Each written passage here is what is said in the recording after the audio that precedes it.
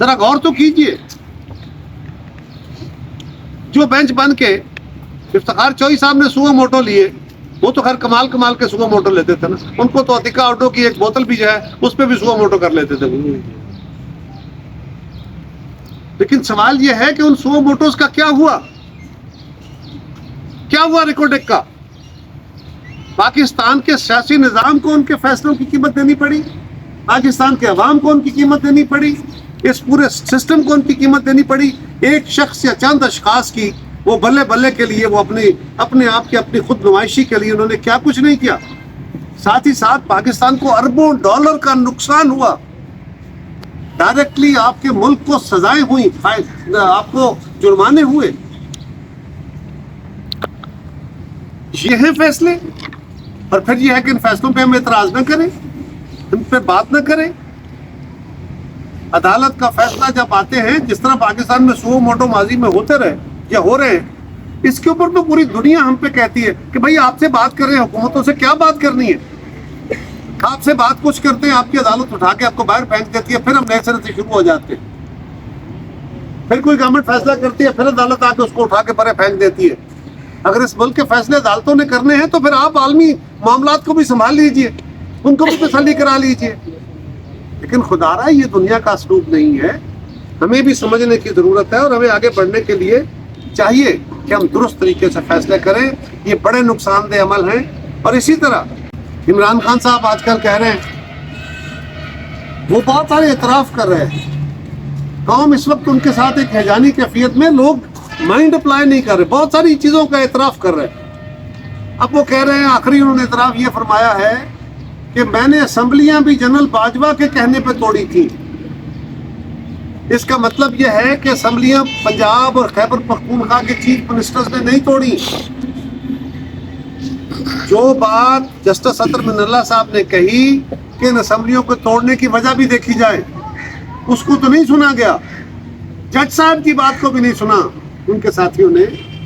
لیکن اب تو خان صاحب کہہ رہے ہیں کہ اسمبلیاں انہوں نے توڑی، انہوں نے بھی نہیں توڑی. کہتے ہیں جنرل باجوہ صاحب کے کہنے پہ توڑی. یہ اسمبلیاں توڑنا ایک غیر آئینی اور غیر قانونی کام تھا. آپ جنرل باجوہ کے لیے سزا کا مطالبہ کر رہے ہیں. خان صاحب آپ ذرا غور کریں، آپ کے اپنے آپ پہ سزا آتی ہے. اگر جنرل باجوہ واجب السزا ہوں گے تو آپ کیسے بچیں گے اس سے؟ اور میں نے پیپلز پارٹی کا موقف بیان کرتے ہوئے اس دن بھی گزارش کی تھی کہ اگر سیاسی فیصلے عدالتی ایوانوں میں ہوں تو اس کے یقیناً نقصانات ہوتے ہیں. وہ دیر پا فائدے نہیں، وہ دیر پا فیصلے نہیں ہوتے. اس لیے کہ عدالتیں بنیادی طور پہ، اصولی طور پہ قانون کی پابند ہیں، اس سے بیونڈ نہیں جا سکتی. سیاسی عمل میں ہم نے چلنا تو قانون پہ ہی ہوتا ہے، لیکن آپ راستے پیدا کرتے ہیں. سیاست آرٹ آف پاسبلٹیز ہوتی ہے. آپ نے مختلف الخیال جماعتوں کو جب اکٹھا کرنا ہے تو سب کے خیالات کو سمو کے، اگر آپ میں یہ ہمت اور حوصلہ ہو تو تبھی آپ چارٹر آف ڈیموکریسی کر سکتے ہیں، تبھی آپ 18ویں ترمیم کر سکتے ہیں، تبھی آپ NFC کر سکتے ہیں، تبھی آپ اتفاق رائے سے قانون سازی کر سکتے ہیں. یہ عدالتی فیصلوں کے ذریعے ممکن نہیں ہے. بہرحال سیاسی قیادت کے پاس آنا تھا، وہ سیاسی قیادت کے پاس آئے کیونکہ ان کے پاس اپنا اختیار تو نہیں ہوتا. سیاسی قیادت نے یقیناً اجتماعی دانش کے تحت چلنا ہے، کیونکہ وزیر اعظم خود حکومت تو نہیں ہے، سپریم کورٹ ہی کہتی ہے. وہ خود حکومت نہیں ہے تو پھر کلیکٹیو وزڈم پر ساری کیبنٹ میں بیٹھ کے فیصلے کرنے ہیں. کلیکٹیو وزڈم کیبنٹ کا فیصلہ یہ تھا کہ یہ معاملہ کیونکہ ایسا ہے، اس کی اہمیت ایسی ہے کہ صرف حکومت یعنی کیبنٹ بیٹھ کے فیصلے نہ کرے، بلکہ اس کو پارلیمان سے اس کی رائے لی جائے، جہاں پہ عوام کے نمائندے بیٹھتے ہیں. اور جو اصل طاقت کا ایوان، جہاں سے پارلیمان سے حکومت بھی پیدا ہوتی ہے، وہیں سے عدالت پیدا ہوتی ہے، وہیں سے دیگر ادارے پیدا ہوتے ہیں، وہیں سے قانون بنتے ہیں، وہیں سے آئین تو ان کے پاس جایا جائے.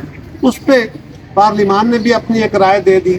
اور اب جو ایک تسل بنی ہوئی ہے، اس کے بعد اب ہم تو کہہ رہے تھے کہ یہ سازش ہے، ہم تو کہہ رہے تھے کہ خان صاحب کو لانے کی بھی ایک سازش ہے. ہم تو اس وقت بھی کہہ رہے تھے کہ فیسیلیٹیٹر نے کیا کیا کچھ نہیں کیا.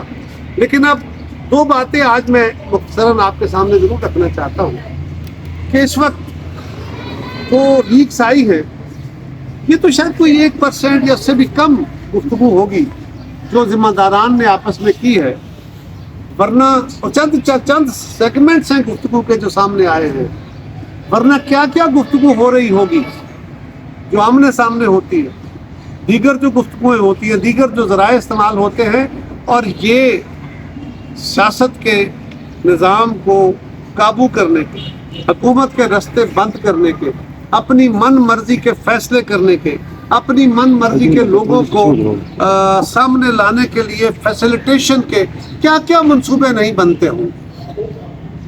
یہ بہت تکلیف دہ بات ہے، بہت افسوسناک ہے، اس پہ فوری طور پہ تحقیقات ہونی چاہیے۔